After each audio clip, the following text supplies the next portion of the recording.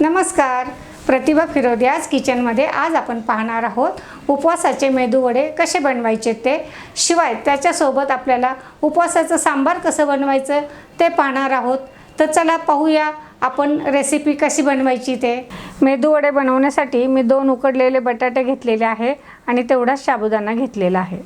त्याचबरोबर मी बाइंडिंगसाठी हे भगरचं पीठ बनवलेलं आहे। आता तुमच्याकडे जर भगरचं पीठ नसेल तर तुम्ही भगर घ्यायची, स्वच्छ करायची आणि मिक्सरमध्ये याचं पीठ करून घ्यायचं। खूप बारीक पीठ नाही झालं तरी चालेल, थोडंसं जाडसर असलं तरी चालेल।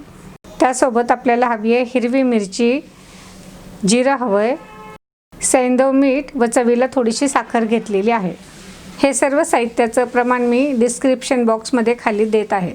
हे बटाटे उकडताना मी कुकरमध्ये फक्त खाली पाणी घातलं, भांड्यामध्ये पाणी घातलं नाही आणि बटाटे उकडून घेतले, म्हणजे आपल्या बटाट्यांना जास्त पाणी सुटत नाही।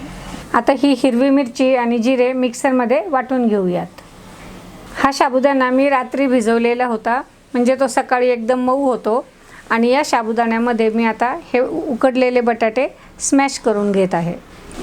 हे मेदू वडे मी 2 व्यक्तींसाठी बनवत आहे। आता हे साबुदाणे आणि बटाटे आपण चांगले मिक्स करून घेऊयात। हे वडे अतिशय छान लागतात। उपवासाला वेगळा पदार्थ म्हणून हे वडे तुम्ही अवश्य करून पहा। हे हिरवी मिरची आणि जिऱ्याचं वाटण मी घेत आहे। उपवासाला हिरवी मिरची कमी खाल्ली तरी चालते, तुम्हाला हवा असेल तर तुमच्या चवीनुसार तुम्ही कमी जास्त घेऊ शकता। चवीनुसार सैंधव मीठ घेत आहे। सुरुवातीला मीठ कमीच टाका, मिश्रण थोडं असल्यामुळे ते पदार्थ खारट होऊ शकतो, त्यामुळे नंतर चव घेऊन गरज असल्यास परत तुम्ही मीठ टाकू शकता। चवीला थोडी साखर घ्यायची आहे। हे पहा, मी अगदी थोडीशी चवीला साखर घेतलेली आहे।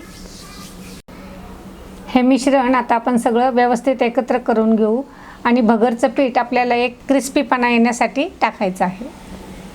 तोपर्यंत आपण इकडे तेल तापायला ठेवूया। हे शेंगदाणा तेल घेतलेलं आहे। उपवासाला शेंगदाणा तेलच चालतं, यामध्ये पाण्याचा मी कुठेही वापर केलेला नाही आहे। आता यामध्ये मी भाजीचा 1 चमचा भगरीचं पीठ घेत आहे।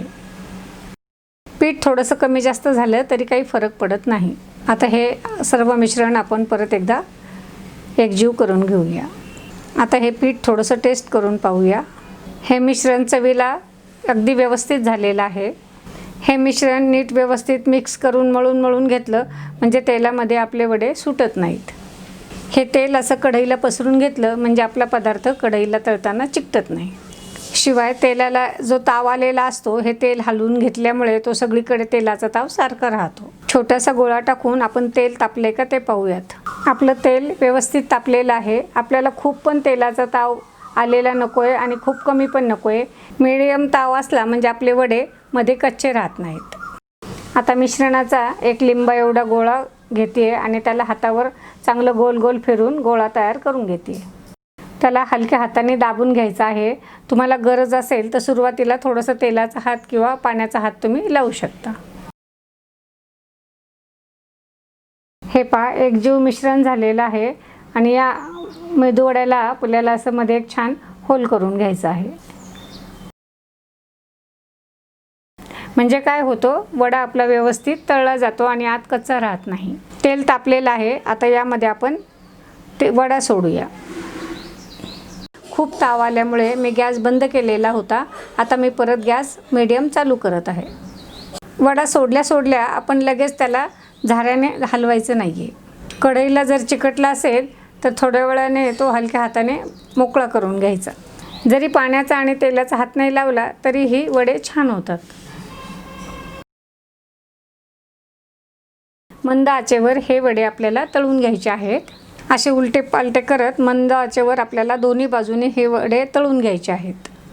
हे पाहू शकता, आपला ब्राऊन कलरवर हा वडा छान तळून झालेला आहे। एक ध्यानात ठेवायचं आहे की आपल्याला गॅस फार मोठा ठेवायचा नाही आहे। आपल्याला वडे असे ब्राऊन रंगावरच तळून घ्यायचेत, जेणेकरून ते आपले वडे खुसखुशीत आणि छान लागतात। सांबार बनवण्यासाठी मी हे भाजलेले थोडे शेंगदाणे घेतलेले आहे आणि थोडं खोबरं घेतलेलं आहे, हे तुम्ही पाहू शकता। त्यासोबत चवीला गूळ घेतलेला आहे, अर्धा चमचा जिरं घेतलेलं आहे। हे चवीनुसार लाल तिखट मी घेतलेलं आहे। आता सांबार म्हटलं की चिंच गुळाची चव तर त्याला आलीच, त्यासाठी मी ही चिंच थोडा वेळ भिजून ठेवलेली आहे. त्याचा कोळ मी आता सांबार करताना वापरणार आहे. गूळ व्यतिरिक्त बाकीचं साहित्य आपण मिक्सरमध्ये बारीक करून घ्यायचं आहे. मीठ घालायचं राहिलं होतं. चवीनुसार आपल्याला यामध्ये थोडंसं इंदव मीठ घालायचं आहे. सुरुवातीला कमीच घाला, नंतर आपण त्यामध्ये कमी असलं तर टाकू शकतो. मिश्रण आता आपलं वाटून झालेलं आहे. आपल्याला आता हवा तेवढा चिंचेचा कोळ यामध्ये घ्यायचा आहे आणि चवीपुरता तो घेतलेला गूळ पण त्यामध्ये आता तुकडे करून मिक्स करायचा आहे. यामध्ये आता आपण थोडंसं पाणी घालायचं आहे. तुम्ही याला आमटी म्हणू शकता, सार म्हणू शकता किंवा सांबारही म्हणू शकता. वड्याबरोबर हे सांबार खायला अतिशय छान लागतं, म्हणून मी आज ही रेसिपी तुम्हाला दाखवत आहे. ही मी घरी केलेली बेडगी मिरचीची पावडर आहे. कलर येण्यासाठी ही या मिश्रणामध्ये मी थोडीशी घेत आहे. थोडंसं पाणी घालून हे मिश्रण पुन्हा आपण वाटून घेऊया. आता हे मिश्रण तयार झालेलं आहे. गरजेनुसार मी यामध्ये पाणी घालत आहे. आता तुमच्याकडे जितके मेंबर असतील त्या पद्धतीने तुम्ही हे सांबार बनवू शकता. जास्त पातळ घट्ट कसं हवं ते शक्यतो पातळच असावं. आपण जसं इडली सांबार बरोबर सांबार खातो तसं हे सांबार आपल्याला पातळ ठेवायचं आहे. आता आपण फोडणी देऊया. मी बऱ्यापैकी तेल घेतलेलं आहे. हे शेंगदाणा तेल आहे. हवं तर तुम्ही तूप घेऊ शकता. तेल आपलं आता चांगलं तापलेलं आहे. गॅस मी बारीक केला आहे. यामध्ये मी अर्धा चमचा जिरं घातलेलं आहे. जिरे फुलले की त्यामध्ये एक बेडगी मिरचीचा तुकडा घालायचा आहे आणि आता हे सांबारसाठी केलेलं मिश्रण फोडणीमध्ये टाकायचं आहे.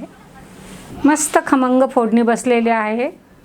शक्यतो सांबार बनवायला तुम्ही यापेक्षा मोठं पातेलं घ्यायचं आहे आणि सांबारपासून लांब जायचं नाही आहे. सांबार शिजूपर्यंत त्याला सतत हलवत राहायचं आहे. हे पाहू शकता तुम्ही, आपले वडे असे बाहेरनं एकदम क्रिस्पी झालेले आहेत. आपलं सांबार आता छानपैकी याला उकळे आलेले आहे. हे पहा, घट्ट पडतं ते नंतर. आता आपल्याला याच्यात हवं असेल तर तुम्ही पाणी टाका किंवा नको असेल तर घट्ट राहू द्या. थोडंसं पाणी टाकते आणि हे वडे तुम्ही गरम गरमच खायचे आहेत. गरम गरम ते कुरकुरीत वडे खायला छान लागतात. हे आपलं आता 1-2 उकळ्या आल्या की आपलं सांबार तयार झालेलं आहे. याला फार वेळ लागत नाही शिजायला. मला आशा आहे हे उपवासाचे मेदू वडे आणि उपवासाचे सांबार तुम्हाला नक्कीच आवडेल.